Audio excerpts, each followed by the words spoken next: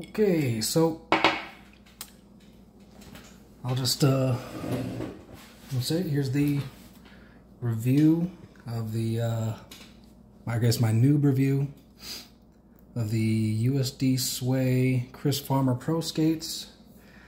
I'm not especially good at skating, so I'm just gonna come out and say that, like, it's not so much, I'm not gonna review so much all of the different ways that you can skate this thing, because I'm not good enough to take it to like its maximum.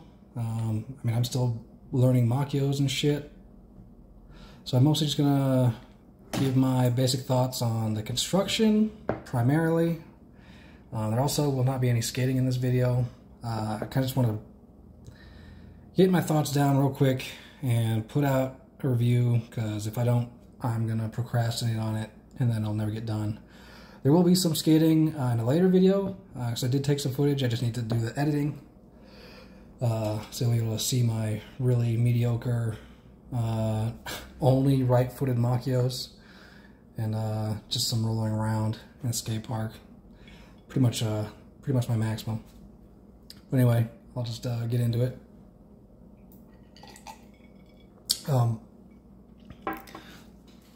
Unfortunately, the first thing I guess I'll just start to say is it's not really the skate's fault. It's kind of my fault. Unfortunately, these skates did not fit me especially well, especially stock, because they are, and I didn't know this because I never owned a pair of Sways before, but they are actually a very thin skate, kind of like the Rossi's M12s. And so it's actually long enough for me. Let's see, I ordered the, here's the 12, oh, yeah, that's right, I took this. I ordered the 11 to 12 and a half skate. And I'm typically a size between 12 and 13 shoe.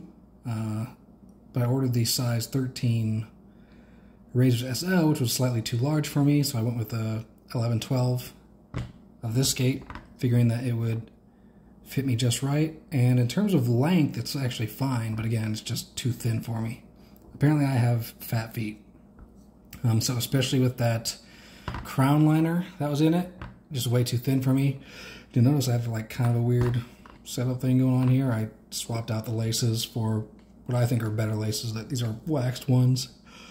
The ones that came with, they're the flat style, but they're not waxed. I'm pretty sure they weren't. They didn't feel waxed. And then I also swapped out the crown liner for a stock Razors liner, which came with the SLs, which you might think, oh, why would you do that? It's so weird. Well, it turns out this liner is much thinner than the crown liner, so it gave some space in this arch area, which is where I'm getting a lot of, where it's just squeezing the hell out of my foot. And then also it actually has sort of a additional effect, which I wasn't planning on, but was kind of nice. The Sway is pretty notorious for having a lot of flex, and I found out as I was skating that I'm not a big fan, because being not very good, I actually like to have a lot of support in my skate to help me maintain my balance. And when I swapped out the crown liner for the Razors liner, it turns out that this is actually relatively stiff. So it actually did stiffen up the skate for me, which I really liked. So if you don't like flexy skates, maybe swap out your liner for something more stiff, and it should help you out, especially once you crank it down. And I was skating with I threw these Featherlight 3s on. I bought it boot only, and I was watching Ricardo Lino's video, and he said it's only sold as a boot only skate, which I do see is pretty common. But if you go to Roller Warehouse, they actually sell it as a ready to roll version with the Featherlight 3s. No, I'm not really a big fan of the Featherlight 3s, at least not compared to my 50/50 Prime frames, which I swapped these out for on my Razors, which I think I'll talk about those on another day, which I think is a huge improvement. But since some places are selling this skate with these frames, I figured it'd make sense to skate it with this frame. And I mean, it's not going to be really a review of the frame, but the frame works fine. It's a frame. And I know lots of people do a lot of good work with this frame. So if you like this frame and like this skate, you should do just fine. I guess in terms of one thing I can talk about in terms of performance is this sole plate is really awesome. As I was talking about on the Razor SLs, I haven't done the measurements, but I'm pretty like the Razor SLs already has a pretty nice wide sole plate, at least on the regular, I guess the positive side, not so much on the negative side, which is like a huge advantage in this skate's favor if you're trying to do negatives. This skate has a huge negative space. Obviously, you can see I'm not trying to do any negatives. This has a huge negative space, huge positive sole space, and even as somebody who's not very good at doing sole grinds, I found it pretty easy to lock on to this sole. It's weird. It's almost like it's so wide that sometimes when I was jumping up, I could basically feel the edge of this sole plate along the side of the obstacle that I was trying to jump onto. And so then I was able to realize, like, okay, I'm not above the obstacle yet. Raise my foot a little bit higher and then get up on top of it, which was pretty convenient. 45-degree strap. I mean, it's a 45-degree strap. If you like those, you like those. And if you don't, you don't. I did like it, and I'm planning on, if I see a skate in the future that has a 45-degree strap, I'll probably buy it. That'll be a definite bonus in my eyes. And I actually think I might try modifying my Razors to throw one of these on there because it was pretty nice. Buckle. One thing this is where some of my criticisms start to come in. One thing I noticed is the design of this buckle. It seems nice at first, but it actually is kind of difficult to undo once you've got it cranked down. Like, you got it cranked down nice and tight, and like after a skate session, you're just trying to take the damn things off. It's pretty hard. It's kind of hard to actually get your finger under there. I mean, it's easy right now because I'm not hot and sweaty, and it's up here on the table. Sometimes it can be kind of hard to get your finger on there and get it undone. Maybe that's a problem for some people, maybe it's not, I don't know.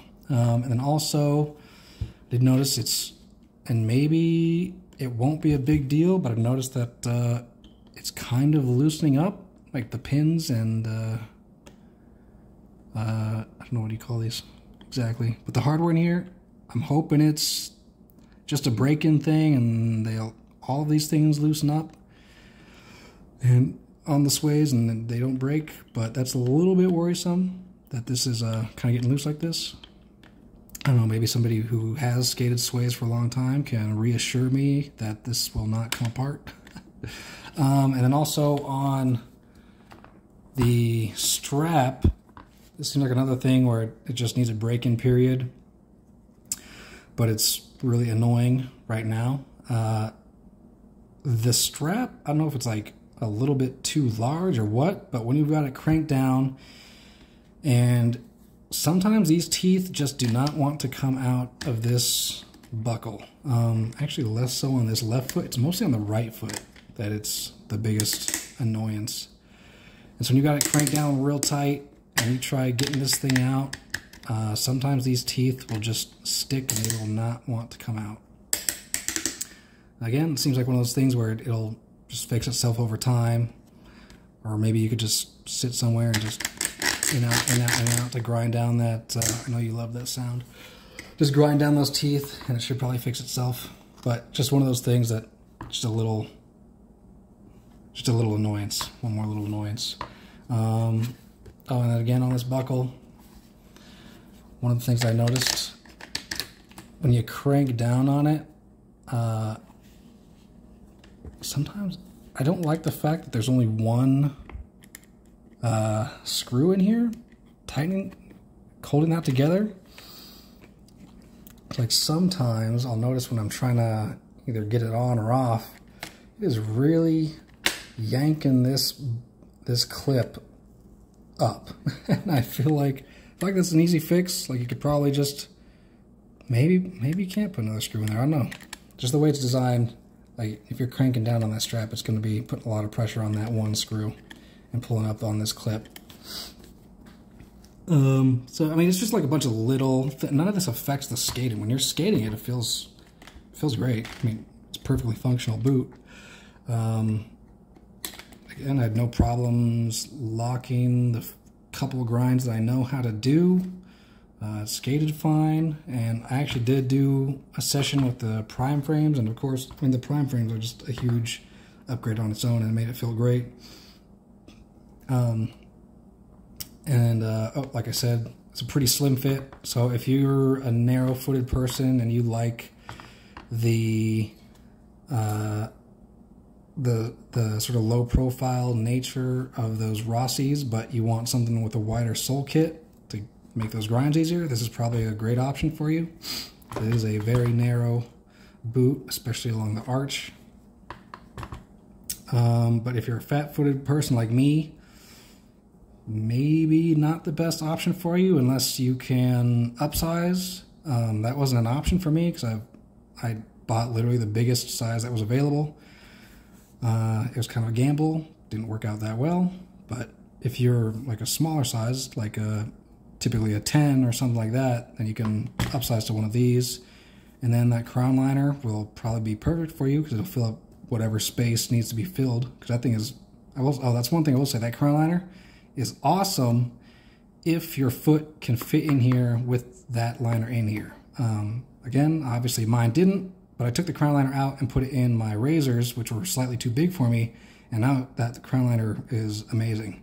This liner did not feel amazing in that skate. I had like a lot of heel lift, and I had to crank it, the wrist support down all the way, especially once you get it warmed up, and this thing would get all squishy and thin.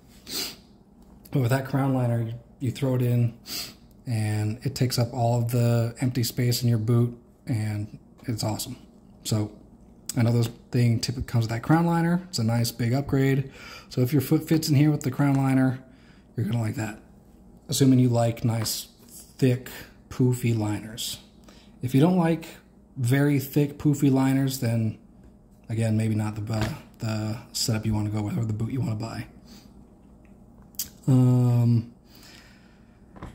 But apart from that, one thing I did notice, I don't know if it's just the way that they did the cuff bolts, because I don't remember having this problem with my razors, again, is the design of them, or I don't know if it's like the cuff is such a soft material that the teeth on the cuff bolt just gouge it out. But I was trying to undo one of these cuff bolts, and the thread locker in there was in so tight that I just couldn't get the cuff bolt out. I just had to leave the cuff on and try to heat gun this thing with the cuff on, which I was trying to avoid. But so I mean, overall, I feel like for a boot only, and I know the crown liner accounts for like $100 of the $220 odd price tag for like the boot only version.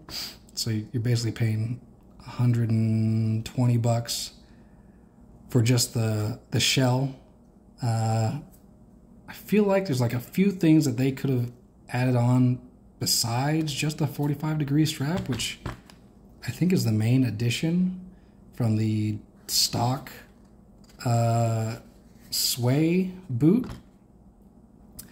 I feel like they could have added waxed laces, and actually don't know if this is the standard Sway buckle here, but if it is, I feel like they could have upgraded that, because this, I don't know, I don't trust that. I feel like that's going to break at some point. I feel like they could have added a couple other like pretty simple minor upgrades to really make this thing feel like a pro boot. Again, it's not bad things. It doesn't affect the way it skates. It skates just fine. It's just like, you know, if you're paying $225 or almost $300 if you're going with the ready to roll versions that some suppliers have available, you kind of don't want those little, you're kind of hoping you're going to be able to avoid those little annoyances in it.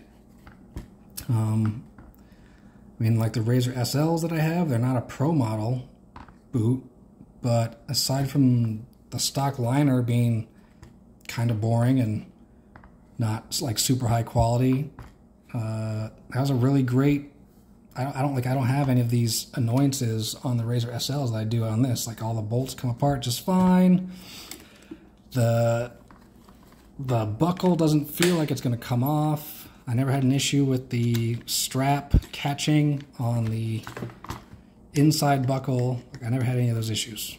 So I don't know, that's just my opinion. I feel like there's like even Ricardo Lino was saying a lot of the same things.